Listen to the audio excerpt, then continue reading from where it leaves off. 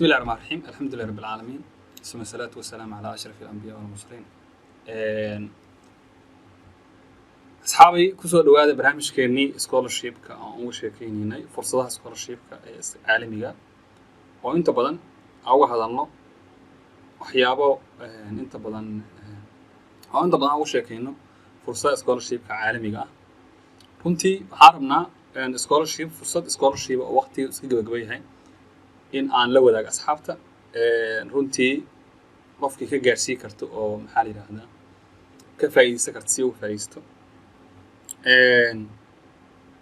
fursadaha scholarship-ka muuqaal macquulan ka duubi doona haddii la yiraahdo oo aan ama dhowr muuqaal uga hadalno haddii la yiraahdo bal sidaaba looga faa'iideysan karo iyo haddii ay suuragal tahay in foomkeeda qayb ka buuxino run ahaantii scholarship-ka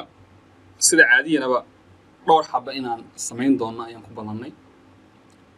fursadda ugu horeyso aan rabo inaan hadda barnaamijkan ku soo duubno ama aan halkaan aan ka bilaawno waa fursadda scholarship-ka ee Romania taariikh ahaan haddii aan si kooban kuu sheego waddan ka tirsan qaaradda Yurub xuduud wadaag la ah wadamada Ukraine iyo Poland iyo sida aan jecel oo kale waddankan loo yaqaano Hungary haddana qaldana way sixi kartiin waddankaas 2004 ku biiray European Union-ka ama midowga Yurub laakiin marka la fiirsho waddan ahaan waa waddan xagga horumarka wadamada soo koraya Yurub loo yaqaano ayuu ku jiraa runtii fursaddiisa scholarship-ka waa fursad sanadla waxay furantay bishii December aan soo dhaafnay dabayaaqadeedii ama dhexdeedii furantay fursaddan waxayna xirmi doontaa haddii la yiraahdo bisha soo socoto kowdeeda ama bisha loo yaqaano March marka insha Allah taala waqti macquul ah haysanaa waqti 2 isbuuc ku dhow haysanaa marka waxaan rajaynayaa insha Allah inaad ka faa'iideysan doontaan baaritaan badan aad sameyn doontaan anigu waxaan isku dayayaa inaan si kooban aan kugu soo gudbiyo fursadaha jiro marka dadkii baaritaanka badan iyo shaqada badan laga rabay waa adinka qof kasta oo wax baratay waxay rajaynaysaa in at least ay maxaa la yiraahdaa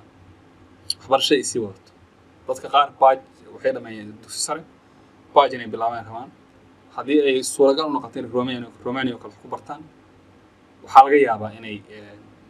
maxaa la yiraahdaa meel fiican oo waxbarasho quality aan sareyso ay helaan dadka qaar waxay dhameeyeen master ay rabaan saddexda waxbarashana waa jirtaa oo macnaha waxaan u jeedaa saddexda waxbarasho qofkii dugsi sare dhameysay waa helaysaa qofkii dhameysay waa helaysaa fursad master ah qofkii master dhameysana PhD waa helaysaa marka saddexda fursadood waa leedahay fursadan qofkii intay buuxiso ka faa'iideysato ku guuleysato inta badan scholarship-yada qofka waxa laga bixiyo ayaa laga bixinayaa noloshii waxbarashadii hoygii maxaa la yiraahdaa waxyaalahaas oo dhan waa helaysaa haddii la yiraahdo marka muuqaalkan koowaad waxaan ugu talagalnay inuu ahaayo inaan xasuusin ahaato inaan ogaataan fursaddaas muuqaalka labaadna insha Allah taala anagoo fursad si faahfaahsan uga hadlayno ayaynu kusoo gudbi doonaa haddii la yiraahdo marka la socod wanaagsan asxaabta dhalinyaradu waa fara badan tahay waxbarashada dugsiyada sare ka soo baxday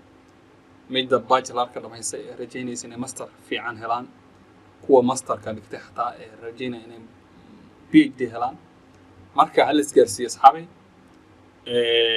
muuqaalka labaad ayaanu ku kulmi doonaa anagoo dhex tigi doono waxyaabo la isaga baahan yahay qofka ka faa'iideysan karta wax ku xiran shuruudaha ku xiran wadamada ka faa'iideysan karo horta si guud waxaan isoo xasuusinayaa waddanka Soomaaliya inuu ku jiro wadamada ka faa'iideysan karo maxaa la yiraahdaa inta badan limit adag kuma xirno wadamada ka faa'iideysan karo eligibility u leh limit adag kuma xirno inta badan adduunka ka faa'iideysan karaa sidii fursadda hore oo Bursariga Turkiga ay soo gudbiyay marka insha Allah taala waxaan rajaynayaa ka wada faa'iideysan doontaan baaritaan badanna aad ku sameyn doontaan barnaamijkaana waddanka Romania waxaa mas'uul u ah wasaaradda arrimaha dibadda oo la marsiinayo maxaa la yiraahdaa scholarship-ka marka inta barnaamij caynkiisa aan kulmi doono sidaa iyo nabadiina